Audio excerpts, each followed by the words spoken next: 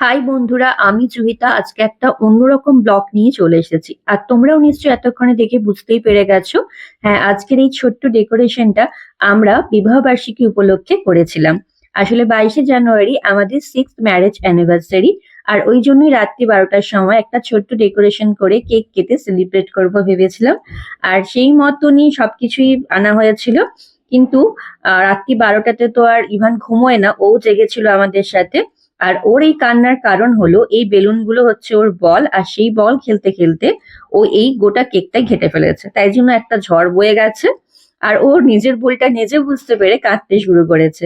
আর ওই সময় যেহেতু বাকিরা ঘুমিয়ে পড়েছিল, তো আমরা নিজেদের মধ্যে কেক কেটে সেলিব্রেট করলাম ছোট্ট ভাবে। আর এইভাবেই আনন্দ মজা করে রাত্রি 12টার সময় কেক কেটে আমাদের ছোট করে সেলিব্রেশনটা শুরু হয়েছিল ওই দিনটা। এরপর আমরা সকালবেলায় সব কাজকর্ম সেরে ইভানকে উঠিয়ে স্নান করিয়ে খাইয়ে তারপরে চলে এসেছিলাম কর্ণগড় মন্দিরে। আর এই মন্দিরে আসতে প্রায় আমাদের দুপুর 12টা বেজেই গেছিল, কিছুটা তো লেট হয়েই গেছে। তো এই মন্দিরটা হচ্ছে মেদিনীপুর থেকে শালবনী যাওয়ার পথে ভাদুতলা পেরিয়ে এই কর্ণগড় জায়গাতে এই মন্দিরটা, এটা হলো মা মহামায়ার মন্দির। আর তোমরা যারা বাইরে থেকে আসতে চাও এই মন্দিরে, তারাও কিন্তু মেদিনীপুর স্টেশনে নেমে কোনো অটো বা টোটো বুক করে নিতে পারো, তোমাদেরকে কিন্তু ভাদুতলা পেরিয়ে এই কর্ণগড়ে মন্দিরে পৌঁছে দেবে। আর এই মন্দিরের বাইরে অনেকটা জায়গা জুড়ে অনেকটা চত্বর রয়েছে, যেখানে দেখো জুতো স্ট্যান্ড থেকে গাড়ি পার্কিং করার জায়গা থেকে সমস্ত কিছুই রয়েছে। আর এখানে লাইন বাই লাইন দোকানগুলো রয়েছে, যেখান থেকে তোমরা কিন্তু মায়ের জন্য প্রসাদ কিনে নিতে পারো। তো আমিও চলে এসেছিলাম মায়ের জন্য প্রসাদ নেওয়ার জন্যই। আসলে এরকম একটা শুভ দিন যদি মন্দির দিয়ে শুরু করা যায়, তো তার থেকে তো আর ভালো কিছু হয় না। তো চলো, আমিও এখান থেকে প্রসাদ নিয়ে নেব, তোমরা তোমাদের পছন্দ মতো ডালি সাজিয়ে নিতেই পারো। আমিও মায়ের জন্য ধূপ, সন্দেশ, ফুল, সিঁদুর সবকিছু নিয়ে নিয়েছিলাম। এরপর দেখো অনেকটা যেহেতু বড় জায়গা বাইরে, সেটা দেখে ইভানের তো আর আনন্দ ধরেই না। ও চারিদিকে ছুটোছুটি করছিল কারোর হাত না ধরে। তো যাই হোক, এই মন্দির কিন্তু অনেক প্রাচীন মন্দির। আর এর পেছনে একটা ইতিহাসও রয়েছে।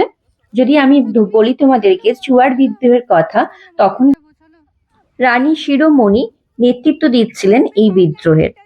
আর তখন থেকেই বা তারও আগে থেকে এই রাজবংশের আরাধ্যা দেবী হলেন এই মহামায়া। সেই তখন থেকে এই কুলদেবী রূপে মা মহামায়ার পুজো চলে আসছে। আর এই কর্ণগড় জায়গাটা প্রসিদ্ধ কারণ ইংরেজ আমল থেকেই এটা বিদ্রোহের পীঠস্থান বলা হয়। আর এই দেখো এখন আমরা যে জায়গাটায় এসেছি সেটা হচ্ছে এই মন্দিরের একদম মূল মন্দির। তো মূল মন্দিরের বাইরে লাইন পড়ে গেছে পুজো দেওয়ার জন্য, আমিও লাইনে দাঁড়িয়ে পড়েছি। আর যেহেতু 12টা বেজেই গেছিল, তাই জন্য মাকে ভোগ দেখানো চলছিল, আর তারপর পুজোগুলো নেওয়া হবে বলে লাইন পড়েছিল। এরপর মায়ের সামনে ডালি সাজিয়ে পুজো দেওয়া চলছে, সবার ডালিগুলো নেওয়া চলছে। তো অনেকেই রয়েছেন যারা মায়ের পুজো দেওয়ার জন্য অনেক দূর দূর থেকে কিন্তু এসে থাকে। আমার সাথে সাথে তোমরাও মায়ের দর্শন করে নাও, এই মা খুবই জাগ্রত। আর এরপর এখানে অনেক বিয়ে যেহেতু হয়, বিয়ের সিজনও চলছে, তাই জন্য অনেক দম্পতিকে তোমরা দেখতে পাবে, বিয়ের অনেক কনে সেজে গুজে চলে এসেছে, আর সাথে এসছে তাদের আত্মীয় স্বজন পরিবারেরাও। আর এই যে মূর্তি তোমরা দর্শন করছো, এটা হচ্ছে রঘু বাবার মন্দির। তো এই রঘু বাবার কথা না বললেই নয়, যিনি ঝাড়খণ্ডের প্রসিদ্ধ এক সাধক। তো উনি এই মন্দিরটা নতুন ভাবে সংস্কার করেছিলেন। আর ওনার জন্যই আজকে এই মন্দিরটা অক্ষত অবস্থায় আমরা দেখতে পাচ্ছি। আর এই মন্দিরের ওই ভেতরের স্থানটা দেখতে পাচ্ছ, 4 ফুট গর্ত, এটাকে জনিপীঠ বলা হয়। আর বাঁদিকের যে শিবলিঙ্গটা দেখলে তোমরা, এটা হচ্ছে খড়গেশ্বর মহাদেব। তো এরকম মন্দিরে আরো অনেক ছোট ছোট জায়গা রয়েছে, যেমন এই রঘুবীর মন্দির। আরো সুন্দর সুন্দর জায়গা রয়েছে, এবং এখানে নাকি পঞ্চমুণ্ডী আসনও রয়েছে, যেটা আমরাও শুনেছি, যেখানে বসে কিন্তু অনেক সাধকেরাই সিদ্ধি লাভ করেছেন। তাই এখানে প্রাচীনকাল থেকেই বহু সাধকেরা সিদ্ধি লাভের উদ্দেশ্যে এই স্থানে আসেন। আর তোমরা যদি মায়ের ভোগ সেবন করতে চাও মন্দিরে এসে, তাহলে একদম সকাল 8:30টায় যখন মন্দির খোলে, তারপর এসে মন্দিরে টিকিট কাটলেই হবে ভোগের জন্য। আর 12টার মধ্যে সেই কুপনটা সংগ্রহ করে নেবে, তাহলেই তোমরা মায়ের ভোগ সেবন করতে পারবে। এটা হচ্ছে রান্নার শাল, এখানে দেখো বড় বড় উনুন রয়েছে, আর জ্বালানিও রয়েছে রান্নার জন্য। আর এর আগে আমরাও যখন এসেছিলাম ফ্যামিলির সাথে, মানে শ্বশুর বাড়ি, বাপের বাড়ি সবাই মিলে যখন এসেছিলাম, তখন আমরাও মায়ের ভোগ সেবন করেছিলাম। আর সকালবেলাতেই চলে এসেছিলাম তখন। আর এবারে যেহেতু অনেকটা বেলা হয়ে গেছে, আর কোনো প্ল্যানিং ছাড়াই আমরা এখানে এসেছি, তাই আর এবারে মায়ের ভোগ সেবন করতে পারলাম না। এই দেখো এখানে মায়ের ভোগ সেবন চলছে। এরকম দুপাশে জায়গা রয়েছে, যখন অনেক বেশি লোক হয় তখন দুপাশেই হয়। আর বাইরে দেখো হাত ধোয়ার জন্য কলের ব্যবস্থা, বাথরুম সমস্ত কিছুই রয়েছে। আসলে অনেক দূর থেকেই লোক এখানে আসেন এবং এখানে এসে পুজো দেন, মায়ের ভোগ সেবন করেন। একদম সকাল থেকে বিকেল পর্যন্ত এই মন্দির চত্বরে থাকেন। তো ওনারা কিন্তু খুব কোনো অসুবিধে ওনাদের হবে না এই মন্দিরে থাকতে বা মায়ের ভোগ সেবন করতে। আর এরকম মন্দিরে দেখো অনেক প্রাচীন মন্দির, মন্দিরে এরকম চারিদিকে আরো ছোট ছোট তোরণ রয়েছে মন্দিরে প্রবেশের জন্য। আর এই দূরে যে পুকুরটা দেখতে পাচ্ছ, এটাও অনেক প্রাচীন পুকুর এখানে।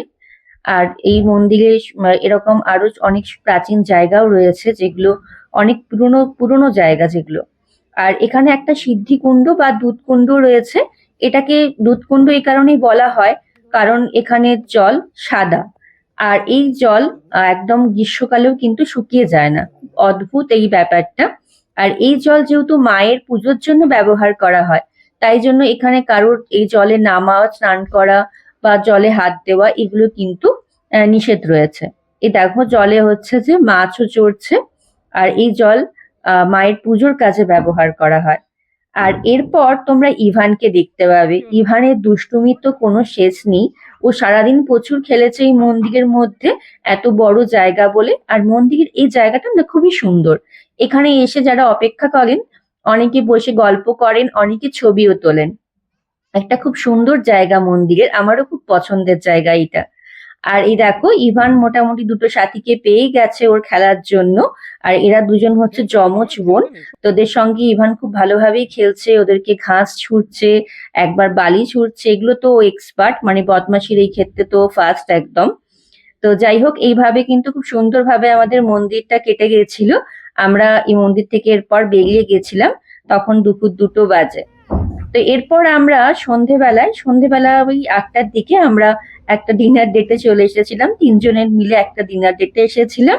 আর আসার পথেই সৌনভ আমাকে অ্যানিভার্সারি উপলক্ষে এই ফুলের বোকেটা গিফট করেছিল। তো একটা স্পেশাল ডেতে এরকম স্পেশাল বুকে কার না ভালো লাগে। আর গোলাপ তো খুবই পছন্দের একটা ফুল। তারপর এরকম সুন্দর সুন্দর কালারের গোলাপ কার না পছন্দ হয় বলুন তো। তারপর এই জায়গাটা তোমরা আগেও দেখেছো, এই জায়গার সঙ্গে তোমাদের আগেও পরিচিতি আছে। এটা আমরা আগেও এসেছি, রাজবাড়ি, যেটা মেদিনীপুর থেকে খড়গপুর যাওয়ার পথে চৌরঙ্গি পেরিয়েই পড়ে। তো এখানে এসে আমরা ইভানের জন্য চিজ কেক অর্ডার করে দিয়েছিলাম। আর চিজ কেকটা চলেও এসেছিল, আর তার সাথে ইভানের জন্য ফ্রেঞ্চ ফ্রাই এসেছিল। আর আমি ততক্ষণে অর্ডার দেওয়ার জন্য ব্যস্ত ছিলাম। এই পরিবেশটা আমাদের এত ভালো লাগে, আর তার সাথে এখানে খাবারটাও এত ভালো লেগেছিল, তাই জন্যই আবার সেকেন্ড টাইম চলে এলাম। আর আমি অর্ডার করেছিলাম ভেটকির ফিশ ফিঙ্গার। আসলে ভেটকির ফ্রাই বা ব্যাটার ফ্রাই এগুলো খেতে তো আমার খুবই ভালো লাগে, তাই জন্যই ভেটকির ফিশ ফ্রাইটা অর্ডার করা। আর এর সাথে যেটা এসেছিল সেটা হচ্ছে এই চিকেনের গোল্ডেন কাবাব। এটা ওখানে যিনি ছিলেন তিনি কিন্তু আমাদের সাজেস্ট করলেন এই চিকেন গোল্ডেন কাবাবটা। সত্যি ওনার সাজেশন অনুযায়ী কিন্তু এই কাবাবটা খেয়ে এত ভালো লাগলো যে কি বলবো। তোমরাও চাইলে এখানে আসতেই পারো। যারা এখানে খাবার এখনো ট্রাই করোনি তারা তো ডেফিনেটলি একবার ট্রাই করে দেখতেই পারো তোমরা। আমাদের মেন কোর্সের খাবার ততক্ষণে চলে এসেছিল, বাসন্তী পোলাও, মাটন ভুনা আর চিজ গার্লিক নান। ইভান যাই হোক খাবারগুলো খেয়ে একটু শান্ত ছিল, আর তারপর আমার ব্যাগ থেকে সমস্ত কিছু বার করে ছোড়াছুড়ি তো করছিলই, এটা তোর কমন। আর তারপর এখানে চারিদিকের পরিবেশটা দেখো একবার। এর আগেও তোমরা দেখেছো যদিও, তাও সেকেন্ড টাইমও তোমাদেরকে আবার দেখাচ্ছি। আর এই যে ততক্ষণে পাতে নিয়ে নিয়েছি গার্লিক চিজ নান, আর সাথে ছিল মাটন ভুনা।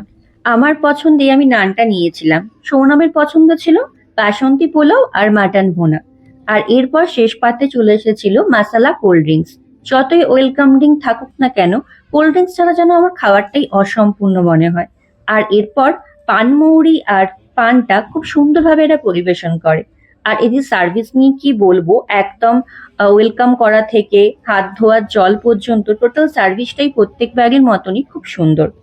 আর এরপর আমরা এখানে হোটেল প্যারাডাইসের পুল সাইডে চলে এসেছিলাম, যেখানে একটা বারও রয়েছে ছোট। আর সেখানে গান চলছে, আর তার তালে তালে দেখো ওই যে ইভান কি সুন্দর নাচছে। কিছুতেই আমার হাত ধরবে না আর বাড়িও যাবে না। এইভাবে সারাটা দিন আমাদের খুব ভালোভাবেই কিন্তু কেটে গেছিল। তো চলো বন্ধুরা, আজকে এই পর্যন্তই। টাটা।